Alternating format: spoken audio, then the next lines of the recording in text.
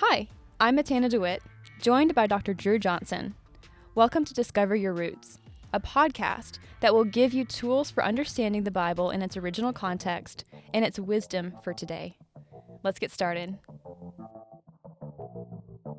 Hi, everyone. We are back again. We have just covered poetry in depth. Hopefully, you've had a chance to do some poetry reading of your own, some out loud reading. Hopefully that's been helpful to you. So now we're going to move from poetry to talking about the law. And I know that whenever I say the law, that probably sounds a little bit heavy and weighty. And you probably have some thoughts whenever we say the law. So we're going to talk a little bit about what the law actually looks like. The Torah, the Old Testament or Hebrew Bible, what it looks like there, then how we can kind of reconceptualize it for a helpful understanding in the Bible. Maybe letting go of some of the previous understandings and assumptions we have about the law based on our own current context. So, what can you tell us about the law? Kind of like I love the way you said topic? The law. Have you ever seen Pee-wee's Big Adventure? No. Oh. I haven't. Yeah, there's a line in there where he says, the law. The and then law. the other guy's like, yeah, the law.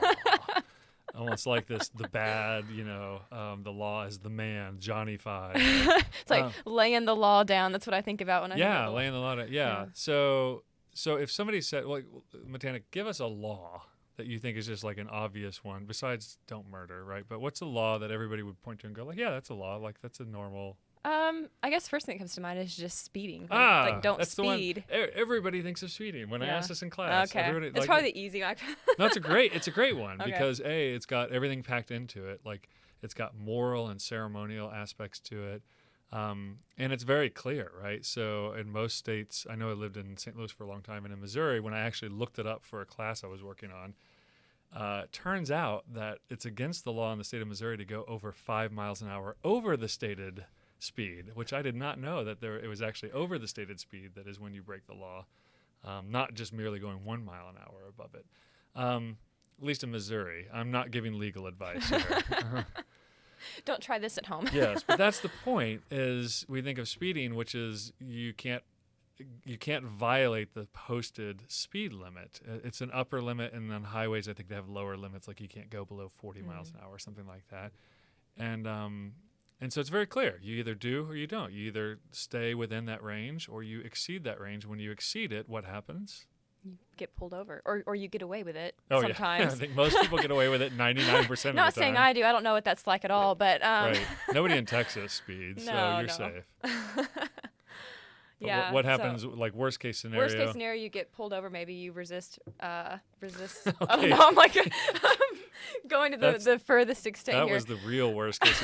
Yeah, I was thinking more of a ticket. Getting a ticket, with warning a financial ticket. penalty, right? Yeah, where they say, okay, it's going to be $250 because you went this far over the speed limit. Mm-hmm. Or if you go too far above the speed limit, so like I think over 20 miles an hour, you can get arrested for reckless driving.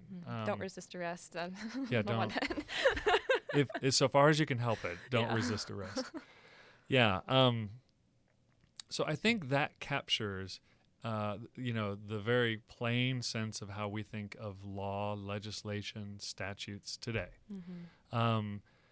It's that there's a very clear rule stated. You either keep it or you break it. You have parameters within which you can keep this law. You can flourish. You can drive along your happy, merry way to your happiness.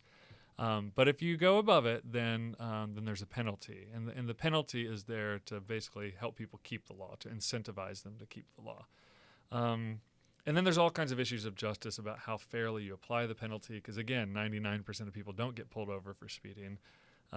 So the practices that go along with that, those are issues of justice, that invisible, fuzzy notion of what's fair and what's not, given the proper ruling of a society.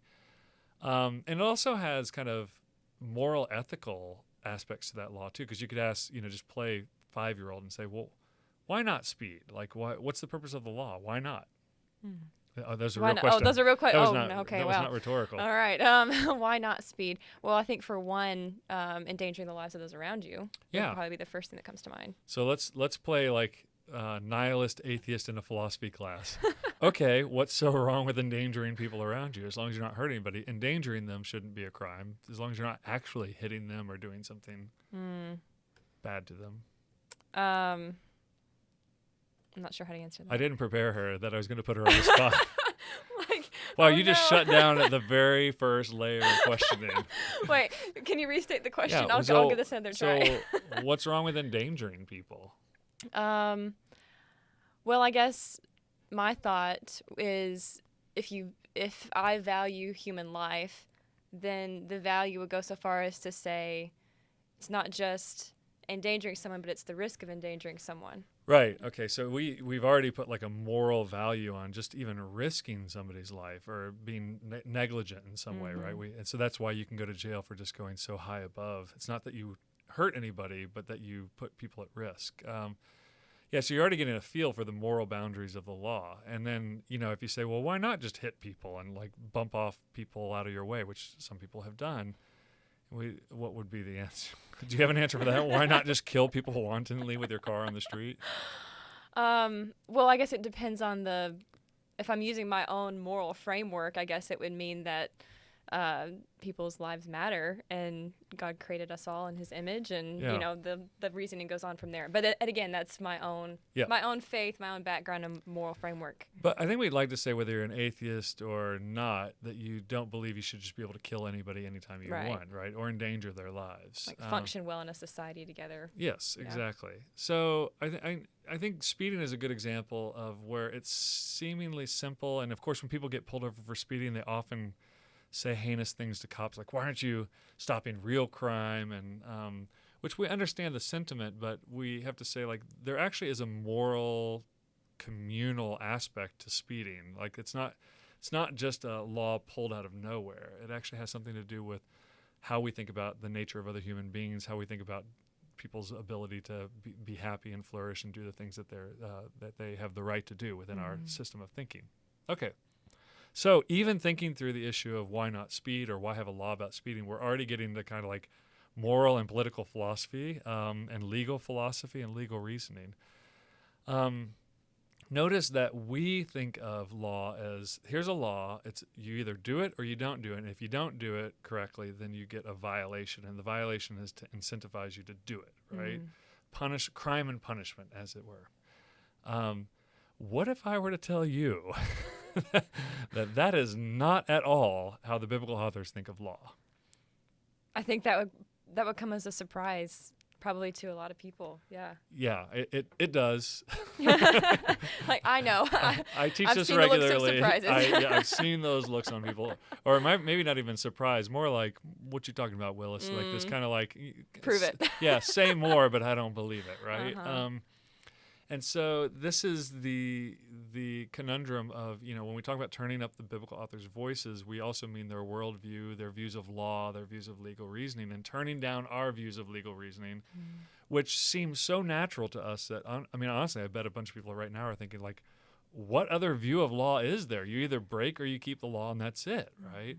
And so I think the breaking and keeping metaphor, again, these are metaphors, because you can't actually break a law and you can't keep a law. But the metaphors work in our system of governance and statutes and laws. But the metaphors, you'll notice the biblical authors don't use breaking and keeping. Now, they use keeping the law all the time.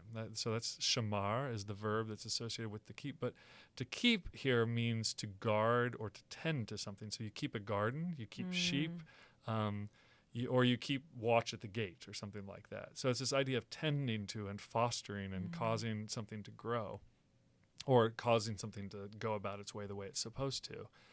So that's the primary metaphor we get with law. There is no metaphor of breaking the law, and certainly not breaking with a penalty, even though I have to assume the biblical authors, thinking about the Mosaic law, I have to assume that the penalties aren't there for nothing. They are actually meant to be like, hey, there are certain things you just can't do. The other thing, if we think about justice, the notion, this broad notion of justice and visible, fuzzy view of justice, in the Torah and in the New Testament, which follows along with the Torah, there is no jailing or incarcerating somebody. So if you got pulled over for driving your chariot too fast, in the Iron Age, There is no jail that you're supposed to be sent to. And so we have to think about a legal system that is trying to uphold justice for everybody, that doesn't believe in incarcerating people, right? So now we realize we have left the boundaries of American thought and Western European thought on law. We're outside of what they call tort law at this point, and we're really talking about what was common in the ancient Near East, a common sense of law. That law was meant to teach, instruct, and to guide and offer precedence, but it's not actually set up in this high statutory way and thought about as like penalties and crimes and checks and balances and deterrence. And even though those might be there and they might have their effects, that's not the focus of the law.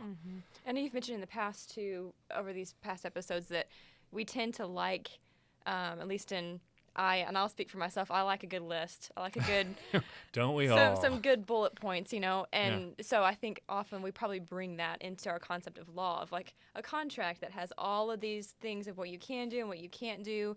And you're saying that the law in a biblical sense is more like, if I could use another analogy of like the child guards child on gates. a bowling alley. The kiddie something rails. It's like it's a boundary or like guidelines of how you can live within that. Would you say that's more along the lines of what biblical law looks like? I think you're exactly right on the list. How many times have I talked to somebody where they're like in a point of panic and they're just like, just tell me what to do, right? And sometimes it's appropriate in a crisis, but often the answer, what you should do, is grow in wisdom, right? Which is the most frustrating thing in the world to hear at that point in your life. And like, here, we'll put up some kiddie guards for you. Like, don't do these things because that would be super foolish. Like, a common one, I'm experiencing depression, so I started smoking marijuana. I can't tell you how many times I've heard someone say this, right? And I'm like, oh, marijuana is horrible for mental illnesses, right? It can cause schizoid affective disorders to set in, depression. It makes things worse. Like, don't. So I can give a rule at that point and say, like, look, nobody should touch marijuana, maybe in general, but certainly not if you have some mental health issues. So we're not talking about that. We're talking about more guiding and shaping people along the way as a group of people, as a community. So the temptation is always going to be like, just give me the tick boxes, and then I'll tick the boxes, and then I'll feel good about myself. And my wife loves to make lists, and she loves checking boxes. And Selena, who works at the center, she loves to check things off, right? So there's nothing wrong with doing that. But why wisdom and discernment doesn't come through ticking boxes. I think that's the bottom line. And so that's why when we look at the law of the Old Testament and the law reiterated in the New Testament through Jesus, it never is a box-ticking law. It's always like, you're going to have to think about this, and you're going to have to think about this carefully.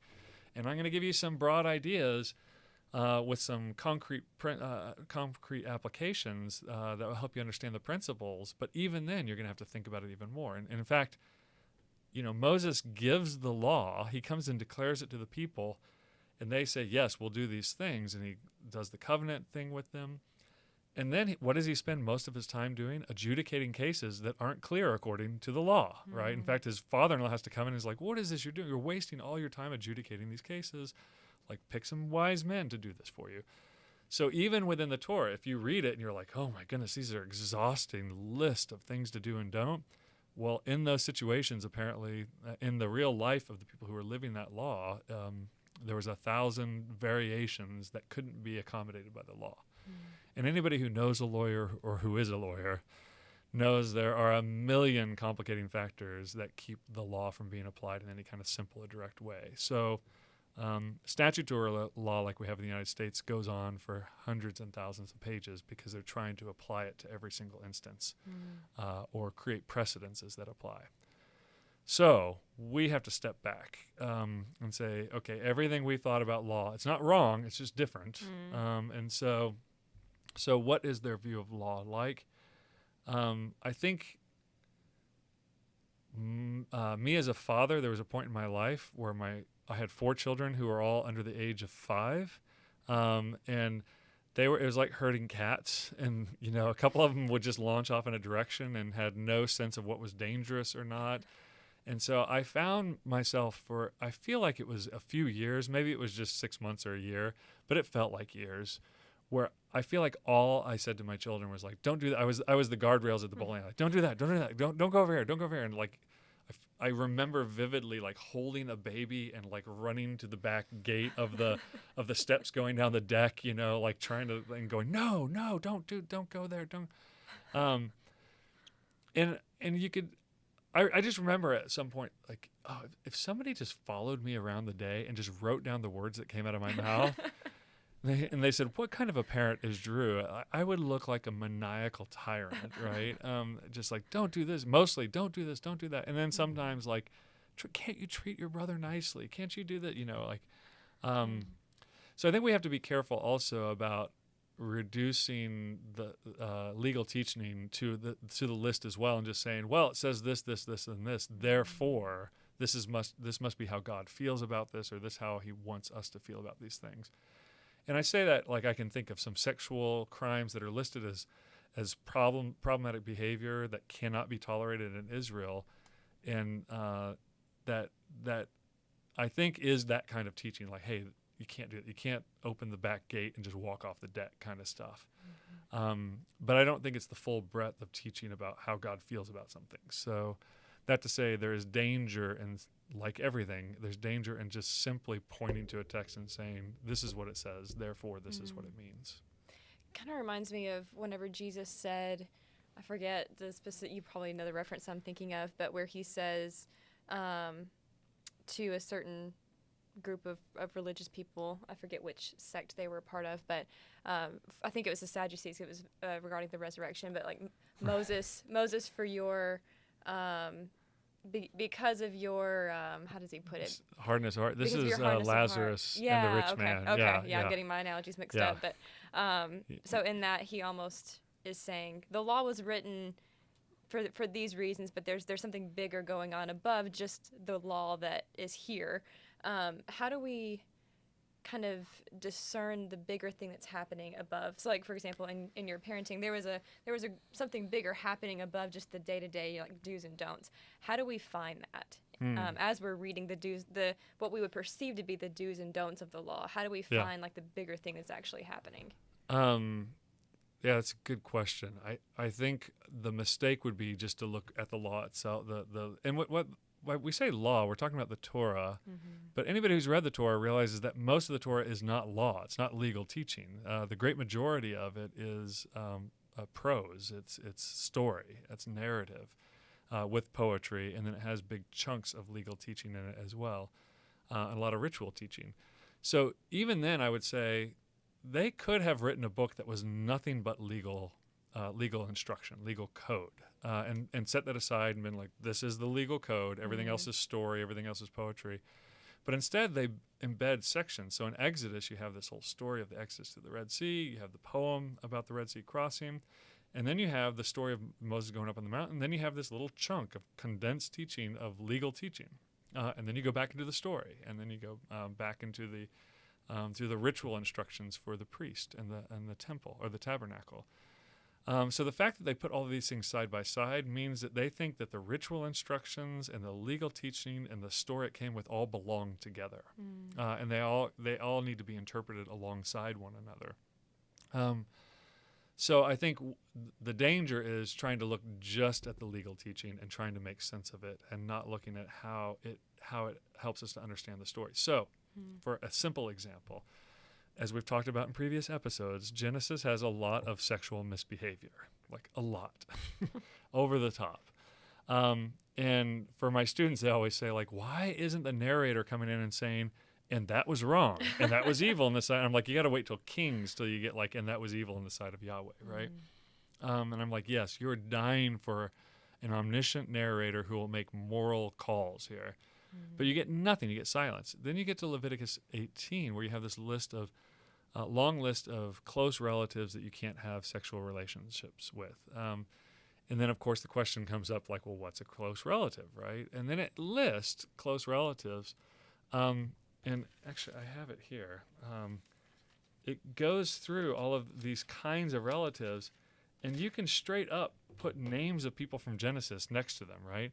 So you will not uncover the nakedness of your father or the nakedness of your mother. So that Lot's daughters, they uncover the nakedness of their father. You shall not uncover the nakedness of your father's wife. Reuben does that. Or uncover the nakedness of your sister. Abraham, since she is your sister, that goes on. And you shall not uncover the nakedness of your aunt or your daughter-in-law. Judah has sex with his daughter-in-law Tamar, unknowingly, but it's because he thought she was a prostitute. So you got that. A woman and her daughter, that would be Lot as well. And this is where we realize, okay, they really are pointing back to Genesis when they say, and you shall not take a woman as a rival wife to her sister, uncovering her nakedness while her sister is still alive. And you're like, okay, Jacob, Rachel, and Leah, you're in the gun sights here. So we realize that even the legal reasoning is working together with the narrative of Genesis to help us finally understand what we suspected was problematic and probably not right in the eyes of God. We can actually now say, like, no, it actually violates something about the sexual nature of humans and how we're meant to be. There's something wrong there. And you might want to say, well, okay, before God's instruction at Sinai, that wasn't fleshed out, so there's some grace in that period, or however you want to legitimize it if you think that's what it needs to happen. But by the time you get to Sinai, God appearing before his people, he's saying, look, y'all, no more. We're not going to do this anymore. Sexuality is a very particular sport. And again, I feel like we've mentioned this, but if we haven't, it's worth mentioning. There is no, this is a long list of teaching about improper sexual relationships. So you can't have sex with your wife at certain points. That would be abominable. Men can't have sex with other men, women with other women. Can't have sex with your neighbor's spouse. You can't have sex with an animal, right? And then you have this long list of relatives, and nowhere does it say once in here, like, and here's who you should be having sex with. Like, and you're just waiting for it. Like, okay, I get it. No. What's the yes here? And the answer, again, goes back to Genesis 2. In the beginning, God creates man in his image, male and female, and he couples them. And if we didn't think that narrative was a strong argument, which the law can now sculpt out a little bit more why that's a strong argument, then we don't understand how narrative reasons with us, which is okay. If we don't understand how narrative reasons with us, we have a couple episodes coming up. We'll get to that. Where we're going to talk about how narrative reasons with us. But in this case, the law is actually crafting more than what the narrative said. So in the same way poetry sometimes interpreted narrative, law is interpreting narrative here as well.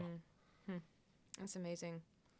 So how do we move from like the legal principle to, again, you're like giving some examples of how that actually, like how places in Leviticus are pointing to things that happened in Genesis and saying, hey, that wasn't great, or that wasn't great, how we can actually use it as being interpretive. So how do we see the law as more than just a list of do's and don'ts? What does that look like practically? Part of it is just reading big chunks of it. The same thing with poetry. Read it out loud, and I think you'll be surprised that you hear themes returned to over and over again and dealt with in different ways. That won't solve the problem. I mean, anybody who has ruled over a household and tried to keep children and everybody in check, and as parents, everybody who's a parent knows exactly what I'm getting ready to say is governing over people is difficult. It's complex. There are lots of case-by-case scenario. I did this with one child, with one citizen of our kingdom. With another citizen, I have to apply a slightly different standard, but there can still be justice between those different standards, between those different people. Which requires wisdom. Which requires discernment and wisdom, yes. So we're back to the whole wisdom trope throughout. I think I would turn to this one tactic that we see, and we'll see some other ones in the next episode. But one tactic that you see throughout the Torah is the giving of a principle, a very broad principle, which will immediately raise all kinds of questions. Well, what about this? What about that? And then giving concrete instances to shape how you think about that principle.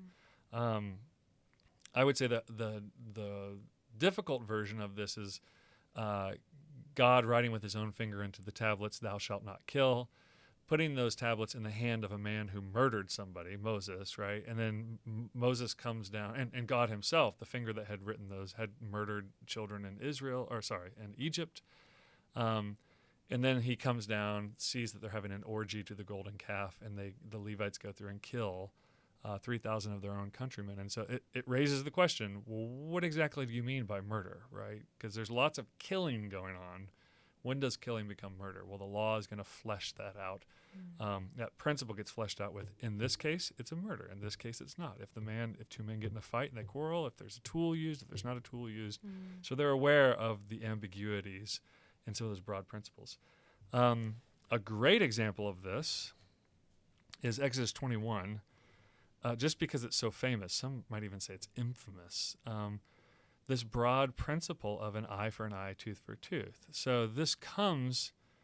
the first statement of this in Exodus 21 is when two men are fighting and a pregnant woman gets tangled in and she gets struck so that her child comes out. And it says that, they must pay as the judge determines, which again is somebody adjudicating the case. And then in Exodus 21:23, but if there is harm, then you shall pay life for life, eye for eye, tooth for tooth, hand for hand, foot for foot, burn for burn, wound for wound, stripe for stripe. Okay. Now, that seems, simple problem. If you think this is a list of do's and don'ts, you got a serious problem on your hands, because think with me about cases where somebody harms somebody else, but you wouldn't want to repay them with the same harm. Or it would be unjust or unfair to repay them. So sexual assault, right? You wouldn't say, okay, you sexually assaulted this person, so we're going to sexually assault you. And then the question becomes like, well, who's going to do that? And doesn't that just create a whole cycle? And even the ancient rabbis are already struggling with this law, because they're kind of looking at it as if it might be a do or don't rule. And they give this example of, well, what if a one-eyed guy pokes out the eye of a two-eyed guy, right? The retribution would be, if it's just pure retribution, if it's just a rule that's broken and therefore retributive, then you just poke out the eye of the one-eyed guy. But now you see, no pun intended, he can't see. He's now blind, which if the idea was to do harm for harm, you've actually created more harm by creating him making him into a blind person.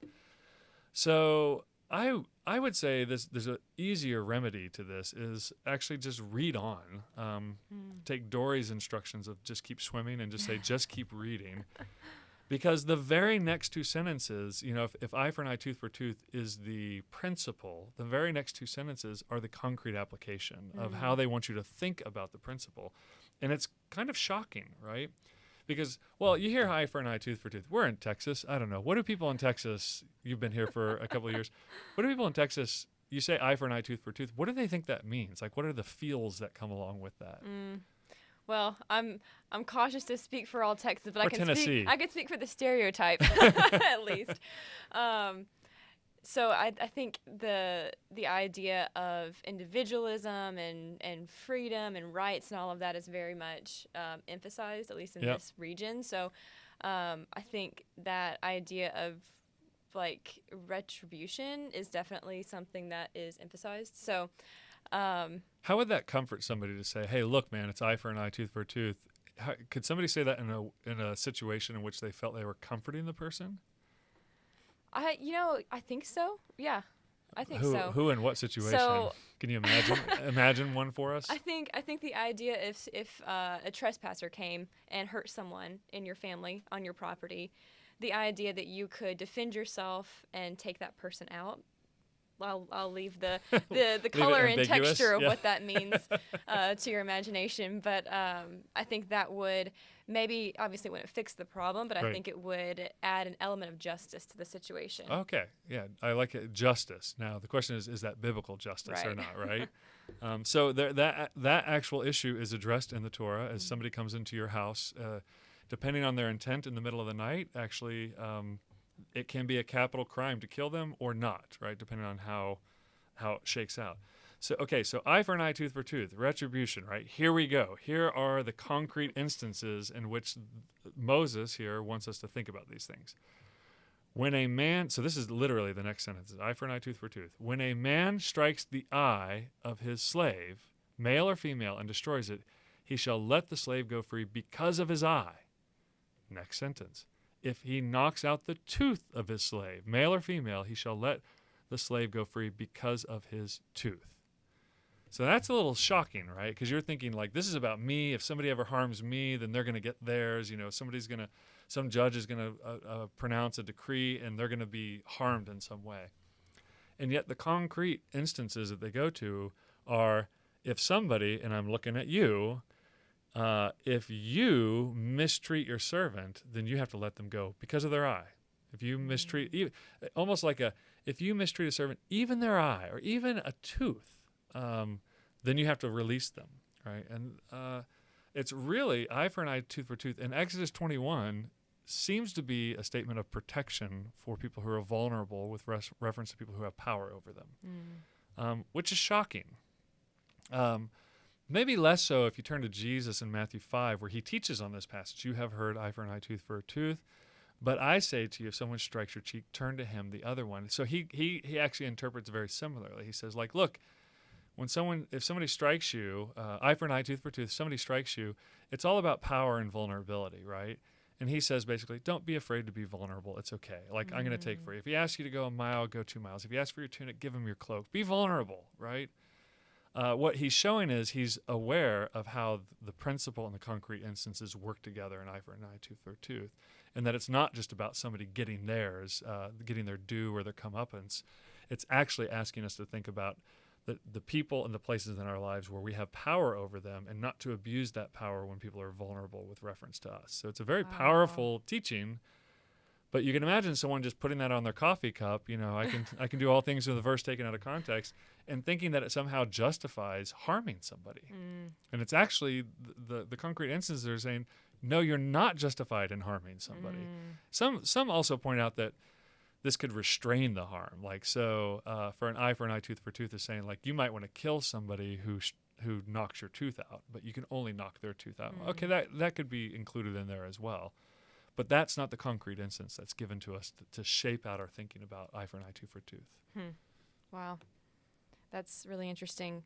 Well, I hope this has been helpful in kind of rethinking about what the law looks like as you read through places where I guess would be technically classified as the law. As you mentioned, it's kind of interwoven throughout narrative and poetry. But that's great. So your suggestion is read it all together. Yeah. Don't isolate just the law. Don't skip the poems. Now we're saying don't skip the law. Read them out loud and let them hit you. And kind of like the Proverbs, when you read big chapters of Proverbs at the same time, or listen to them, get an audio version, you'll hear themes and ideas recurring over and over again, and a theme and then a variation, a theme and then a variation.